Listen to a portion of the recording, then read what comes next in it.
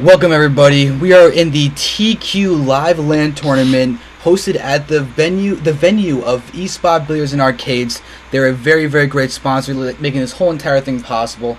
I'm tQzander, and along with me is the most beautifully amazing voice ever, and he is tQAtticus, and thank you for the compliment. Although I've got to say your casting is very good, and I'm glad to be here with you today. I don't know if I beat you out on the beautiful department. You got some rather handsome glasses, so I'll give you that as a bonus.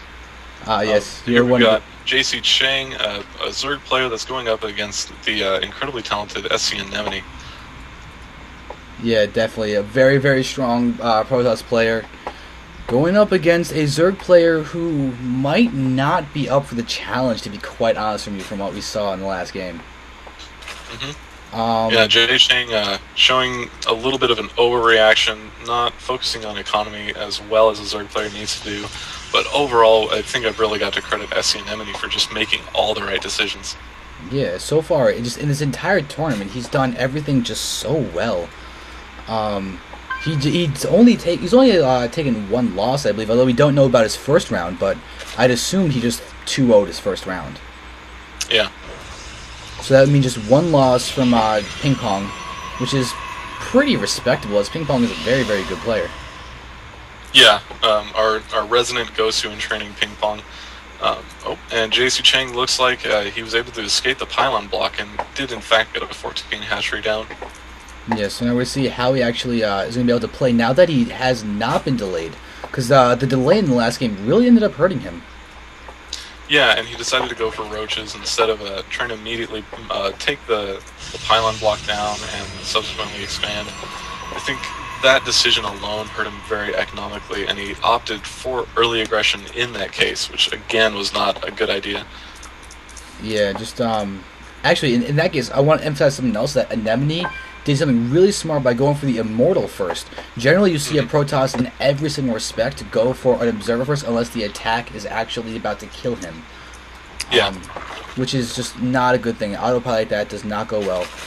But just Anemone is a really good player. Like, I would love to be able to play at that skill level that he is.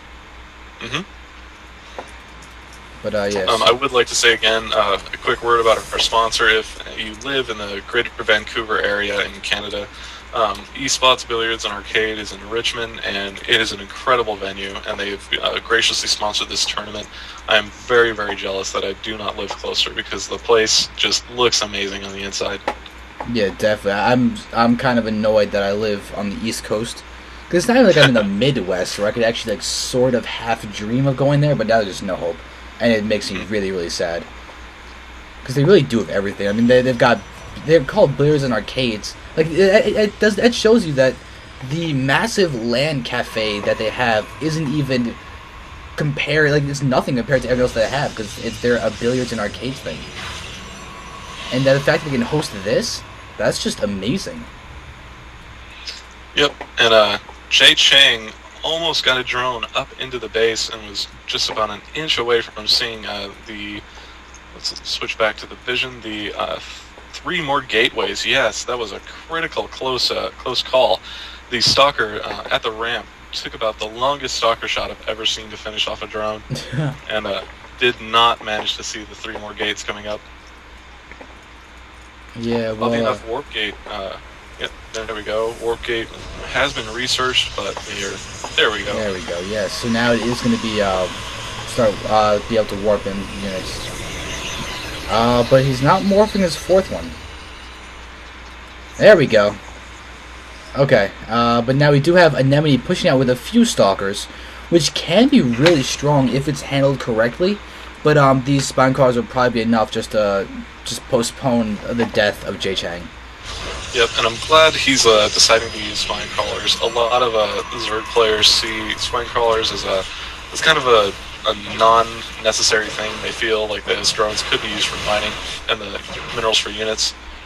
But something that Day 9 has mentioned before, and I do again apologize for my stuffy voice, I am a little bit sick. Something Day 9 has mentioned before is that if you are making just drones and spine crawlers, you have the resources necessary for those, there's a battle going on. Yeah. Looks like Anemone's going to start pushing in against these spine crawlers instead. Yep, there you go. Surround on all the zealots. Oh, now he's going to switch to getting the good control by JChang. Sniping, doing a good job of picking off some units. However, the spine crawler placement is not ideal. It's still working fairly well, though. He's got a lot of lings that are left in the red, but notice they didn't die, and that's really the important thing right now. Yeah. He should have focused, like, that was good control, but he should have focused on pulling them back into spines, and here we go again. Alright, yeah, there we go. Now this is looking better for JChang right now. Surrounded on basically everything. Spine crawlers are out. He's going to be able to, he might be able to defend this. These more stalkers are coming in, but more lings are as well. This is looking pretty good for Chang. He doesn't have a very strong economy, though. He might be really focusing too much in defending. So while this is going on, Anemone could end up just being in a really solid position just from a better economy. Look at the income for a second. What? Yeah, no, I would agree with that, as he is pulling back and looks like he's going to focus on his an expansion. He is technically behind JChang, because JChang does have a now safe expansion, and will be able to drone out quite easily. Yeah, no, it does seem that that is what's happening. JChang is now getting all extractors. I'm going to suspect some mutaplay then. Yeah, it's still definitely what I'd be expecting right now, because that's really the only thing he can try and hope for right now. But here we go. He does see that this expo is coming up. Really, that's his only choice is mutas. Yep, he does need to work on his macro a little bit. There's a lot of unused larvae going around and floating on it. There we go. Like, good deal of resources. Yeah, but now he's using it to produce lings. Ooh. Chang, now is when you drone. Now what I was attempting to explain earlier before my stuffy nose got in the way was the fact that if there's a new concept coming that if you are making just drones, you have an excuse to make spine crawlers. Oh yeah, because you have the strong economy anyway, because they're not units. But yeah, that's actually really true and a really good point. But oh no, right now, a good thing that JChang is doing is he's using his lings, but why isn't he just going to take out these rocks? He has the vision, he will know if an attack is coming. He might as well just try and keep his idle units busy. Yeah, that's something that you see from more experienced players, is always having a purpose for their units at any given time. Yeah. And more Zergs need to learn to be aggressive in taking that gold third on Lost Temple, especially in cross positions. Yep. And now notice that with that economic advantage that JChang had before in terms of food and all that, that's now gone. Anemone is now almost 10 food ahead, and it has not been that long time since last time. Yep. That will hopefully change here in a little bit. I have to talk a little bit bad about Anemone. I think this 4-gate really wasn't executed very well. He should have waited at least one more production cycle to push in, as you saw that he was attacking with really separated units and kind of a small force. Yeah, sadly enough, I do kind of agree with you. It definitely could have been done a little bit better, but I don't know what league Chang is in right now. But I know his APM is high enough that it's probably Diamond or something. I know APM is not a judge of that, but really it's one of the only indicators that we actually have access to in-game. But I want to go to just watch his control. Like, he is dancing around. He's spreading creep now. He's got to feel pretty good. He's going around, moving everything. His screen is changing a lot, so I would assume he's Diamond from the control that he's doing. Yeah, and now we see those early gases really starting to pay off. He had about 1,200 gas, and now producing mutas as a result. The Ling's finally doing a good job, like you said, in taking down these gold rocks. Yeah, but we have a Void Ray along with this army with a lot of sentries, but not much AA. These mutas could do a ton of damage right now. Yeah, but there's a sacrificial Zergling. And now Anemone might not push. It seems like he's going to actually retreat. Yep. He might. I'm not sure if he got a observer out. Let's take a look. No, he hasn't really seen much of Zerg base. Yeah, his robo just finished. So he can get an observer right now if he wanted to, but it seems like he just wants to do some harassment with his Void Ray. But let's see. And More, then here come mutas in for harassing play. And there is no forge up. no forge. And +1 weapons is being researched for these mutas. So they're going to be very strong.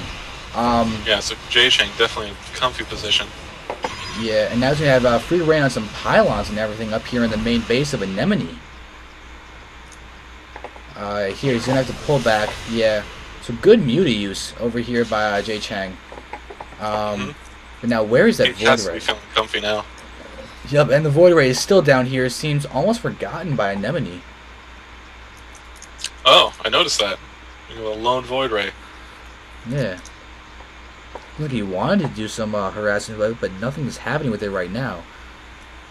But +1 weapons is almost done for these Mutalisks. And more mutas are coming.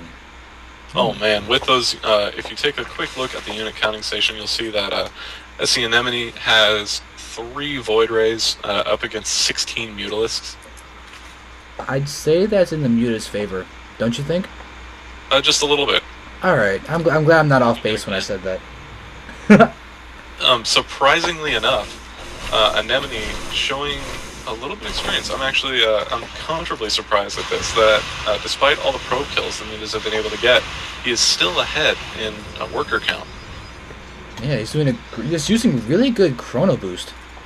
But also I think it's a lack of JChang getting drones. That too. JChang not showing the strongest economic play, although those early gases have really paid off in what is now a very scary-looking mutalist force. Yeah. I'd say it wouldn't be too bad to say that his mutas could definitely take him to diamond. God, it's so many mutas. It's so tricky to deal with this as Protoss. One lone pylon powering this gateway, and cybernetics are going to get picked off. Yep. All I know is that not in a very comfy position at all. Yeah.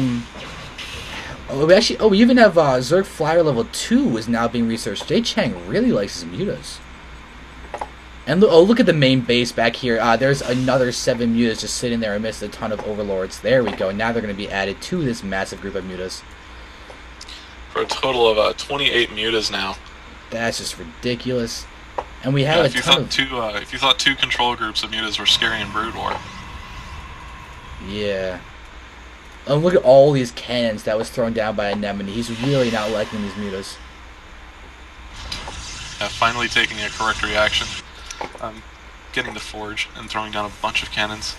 Yeah, but now, look at this. JChang's going to start clipping the cannons. Oh, never mind. Just trying to clip it and failing. Now that the Void Ray is out, that will give vision. So now this massive muta force is still really good, though. It's keeping Anemone back in his base. And look at the creep spread. JChang has it all the way up to the main over here. Or the natural, Yeah, really. doing a very good job of that. And all that is off of 1 creep tumor. And now that he has these phoenixes out, I know it's scary to do it, but one of the best decisions he could possibly make is to push and force these mutas into an engagement. Yeah, and I think that's what he's about to do. And look at this, Void Rays over here, fully charged at the gold, killing off this queen. But the mutas are going to come down here and be able to take out the Void Ray before it takes off more than 1 drone. Okay, but now here we go. Stalkers firing a little bit at this muta force. Here come the lanes, and the stalkers are out of position. Yeah, but a lot of sentries are here. It's a ton of force fields that can be used. And probes are being pulled too by Anemone. Yeah, he knows he's behind, so he's pulling everything he's got. These mutas are engaging with a good angle, though. Yeah, I mean, look at that. Anemone's force fields end up hurting him a lot. But now, okay, this is going to be good for JChang as this keeps going on. And the longer it goes on, the more he'll be able to produce. Yep, JChang really is in such a good position here, and I think he's going to win this match outright. Yeah, Anemone, you're hurting himself with the force fields again, but still. This is an interesting game. And more mutas are coming here now, but oh god, keeping mutas together, he just sacrifices 4 mutas. But now here we go. There's still a ton of units left. This would be really bad for lone stalkers in the base. Fighting a queen. The queen will be able to... A queen with almost full energy. Wow. But look at this. There is nothing in the main and natural of Anemone. He is just so all in at this point. These mutas will be able to just wreck him. Lings are out. Another queen is out at the front. This is done. Drones are being pulled completely unnecessary. Look at that. Anemone just has fun just calling his opponents hackers when they win. They're still very That's true. good. Anybody that beats Anemone is obviously hacking. Yes, but still, good game either way, hacking or no.